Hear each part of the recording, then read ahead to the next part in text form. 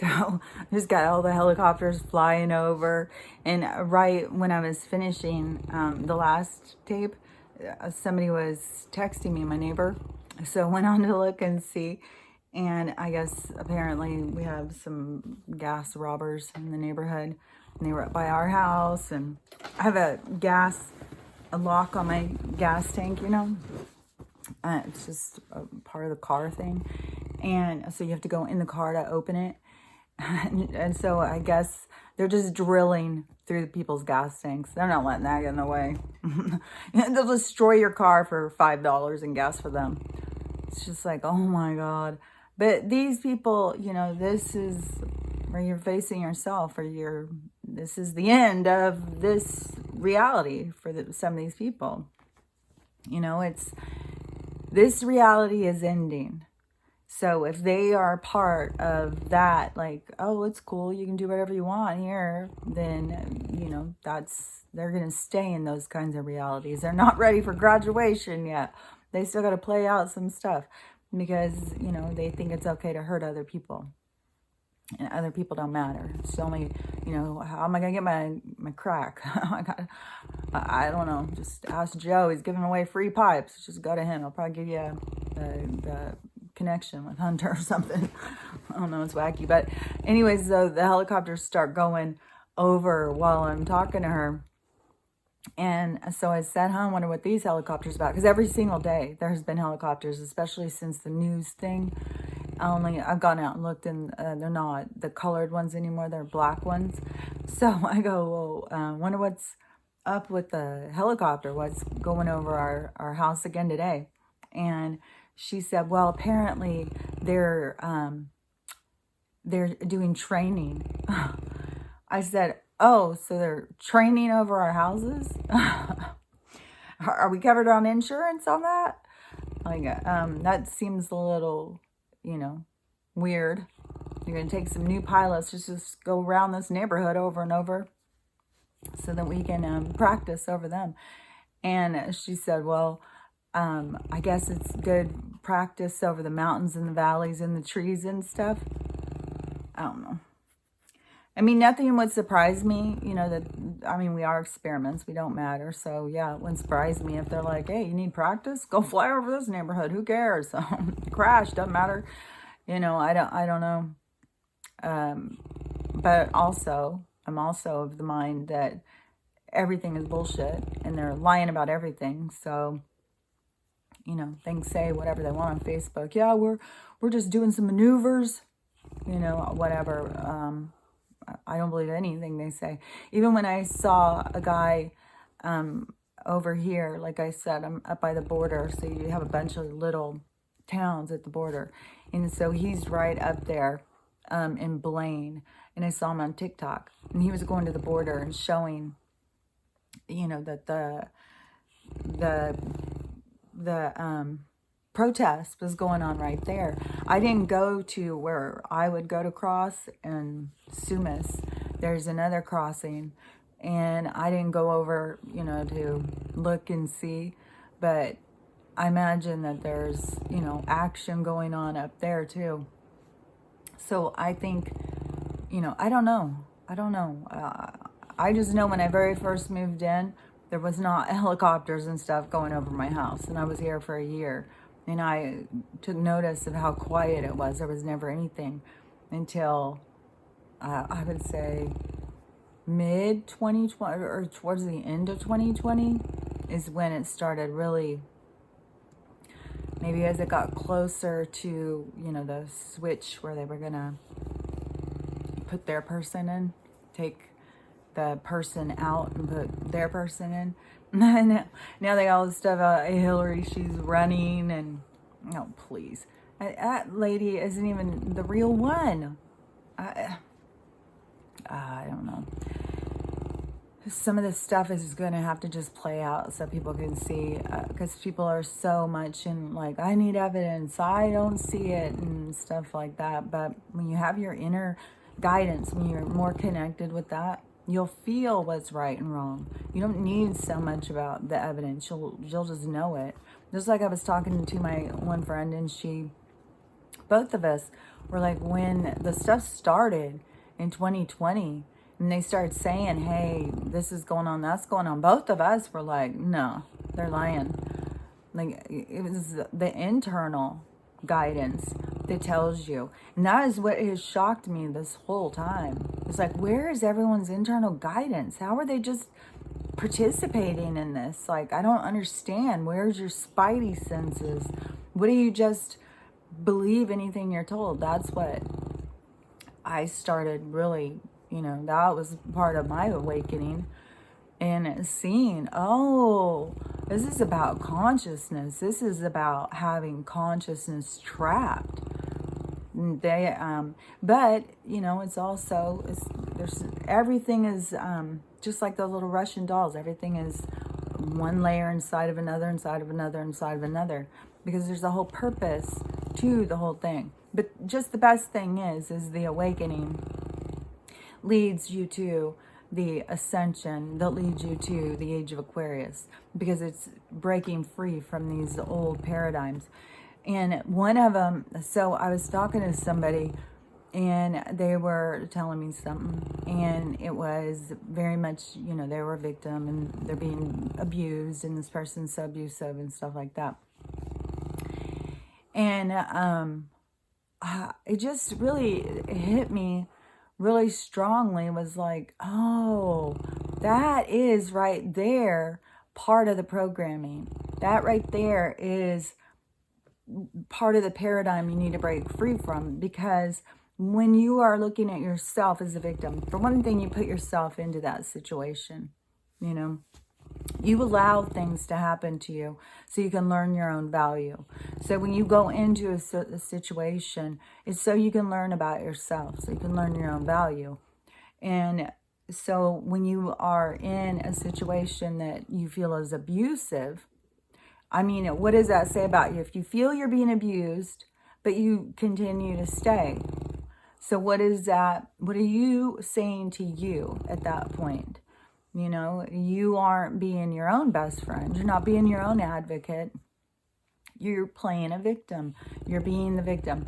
And then when you have this, like, I'm the victim. I'm the underdog. They're the bad guy. They're the rotten son of a bitch. Then you have made them, you've created this scenario, because it's all in here. So you create this scenario so you can be the underdog and they can be the bad guy. So then you are creating this good and bad scenario in your own life, because there is no good or bad. There is only us allowing ourselves to play a part, participating in this arena of learning with another person. But it is so much is about how you perceive things and what you project. So when you are perceiving yourself as a victim and it's all about, poor you, then this other person, they're so horrible, then you are putting yourself, you're holding yourself back, and you are being judgmental against somebody else. So you're creating this dynamic that is essentially holding you back from your own growth, because it feels real good if you can go, oh yeah, well, I'm the victim. They're horrible. Everybody just gather around me. Let's just talk about how horrible they are. Let's just really dissect how horrible this person is and all of the things they've done. And let's just play it over and over and over, because we really need to get it in our heads how bad this person is. So you're creating all of that just to protect yourself, so that you don't have to face protecting yourself, taking care of yourself. So it's so kind of like twisted when you think about it, because you are holding yourself into the victim role so that you can, wave that flag of, I'm better than them. I'm the one who's being treated bad here.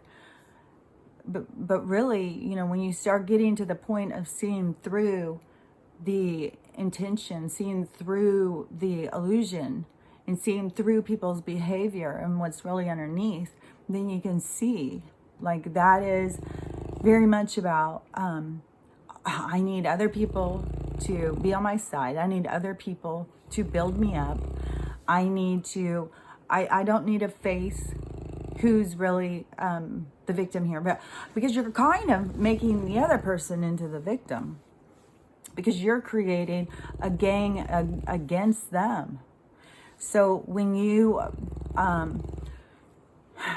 get yourself in this scenario of like, oh, I'm the victim, they're the bad guy. I'm the victim, they're the bad guy. You know, it is where it is so important to stop playing the victim role. When you think you're being victimized, what is it that you're being victimized about? Why are you not protecting yourself? What can you do different so you don't feel like a victim? Because all of the things always go back to self. It has nothing to do with them. You're just trying to say, hey, I'm weak. I can't take care of myself. I need other people to allow this for me. I need you to support me in my weakness and feel sorry for me. And, you know, I'm being held captive by this person who is victimizing me. So it's a way of building yourself into, it's like you build this cage for yourself, but it is also, it's also fake, and it's also superficial, because there is nobody. I mean, there is people who are held, definitely. I mean, there's people who have got themselves into situations that are dangerous to leave, that they really do live in fear. They don't know how to get out of it, and they do really feel trapped. And I'm not saying that that isn't a real fear for some people. I'm saying when you get yourself into the situation and you just keep feeling like you're being victimized, don't sit there and look at it like you are the victim. Look at it, you are expected to protect yourself and take care of yourself. So why are you failing you? They aren't doing anything other than being themselves. You've allowed them into your life. You are allowing yourself to be victimized until you pull free from that. And, you know, if you're in a dangerous situation, I mean, that just gets to be so complicated, you know, and everybody needs a safe place to go to run from, to get themselves together. Because usually when you're in that, when it's gotten to that point, you are so beat down, you don't even know how to protect yourself. It feels completely foreign. Like nobody's been there to protect you your whole life. How do you figure out how to protect yourself? So, but when you can get into it in the beginning and you just start noticing, like, what is the words I'm using? What is it I'm feeling? Am I feeling strong and empowered in this relationship? Or am I feeling beat down and victimized? And why am I trying to say it's that other person's fault instead of taking on the responsibility and the blame? Because the only person who can change it is you. You can't do anything to change that person. That person's on their own journey. And, you know, and maybe theirs is about treating people bad and having to see what that feels like. You know, that they have, and then plus you have so many past life kind of things going back and forth in people's lives that they just don't even have awareness about. And like I've said before, if you feel really stuck, then those BHQ and QHHT, those kind of sessions where you go into, it's like a meditation, a hypnotic meditation kind of. And then you go in and you will start seeing the past lives that will take you into certain places where you'll see things in past lives that are things you need to work on now, things that you need to clear up or remember or recognize or whatever. And then also they can go in and start talking to your higher self. So it's really cool. They're expensive and they are long, like a session's like 4 hours or something, and they're super cool. And I'd recommend them to people for sure. And there's so many practitioners, but it will really help you get more connected to that side of yourself, your soul. And you go in and you see your other lives and you feel it and you see yourself. Well, it's not, you aren't exactly you, but you are you. And it opens up a lot of the spiritual aspect of yourself when you start realizing that your soul and your purpose and what life is all about. So anyways, I will stop with this one. I just really, the victim thing, and just when you hear people talking and they're, get into that kind of mode, it's always like a superior, I'm better than them, I'm the victim here, they are the bad guy. And that is what we just need to move out of that. Stop worrying about this other person. And, if you are in a dangerous situation and stuff, there is like outreach programs and stuff. And there are places to hide. And there's shelters and stuff too. And think of that stuff as it's a springboard. It's not somewhere where you'll be stuck. It is somewhere where you can, springboard off into your life, where you can kind of look and see, what direction do I want to go now? There's a lot of healing and a lot of stuff that's going to be going on this planet. And a lot of just redesigning how we look at things, because we've been so taught and trained to look at things not in a way that's going to help us or heal us. Now is our time to start looking at things of, how do I heal myself? How do I start to feel better? How do I feel more connected in my life? How do I feel more connected with the people around me? And we've just been so trained into playing games and having toxic relationships and just empty, like people think it's acceptable to just go on Tinder, have sex with 10 strangers in a day. That's okay. So anyways, this is when we start looking at things differently. So everything in your life that goes on, anything that happens, just take every little situation and think about, is there other ways I could look at this? How would someone else, if someone else came in this room, how would they hear this? How would they look at it? It's broaden your perspective. It's the narrow-minded, the limitations. That's what we want to break free from. And as we all start breaking free and becoming our own identities, our own authentic characters, that is where we learn to accept others. And when I say we need to set a standard for what is acceptable in our world, then, we do have to have standards, You can't hurt kids. You can't, hurt women. You can't go in and, there's a lot of things that people have done and think they can get away with it. It's just been acceptable. And those kinds of things are what we need to make the changes. And it is setting a standard. And I don't know about jail and prison and stuff. I don't think that's really going to be a part of, the age of Aquarius is going to be people who already have reached that higher minded way of thinking. They wouldn't think about going and hurting people and trying to get away with it. This is the purge of that is being released from humanity. Some people are going to hold on to it, like I've said. Some people are, but that is their soul's journey. They need to continue to play these scenarios out. And anybody who's going through the ascension, going through the graduation, and is preparing for the age of Aquarius, you've already had all of those lives to come in and learn, So we can't be judgmental on these people who aren't, that they are just, maybe in the beginning of their soul's learning, and they wanted to be here because of what all they were going to learn while they were here.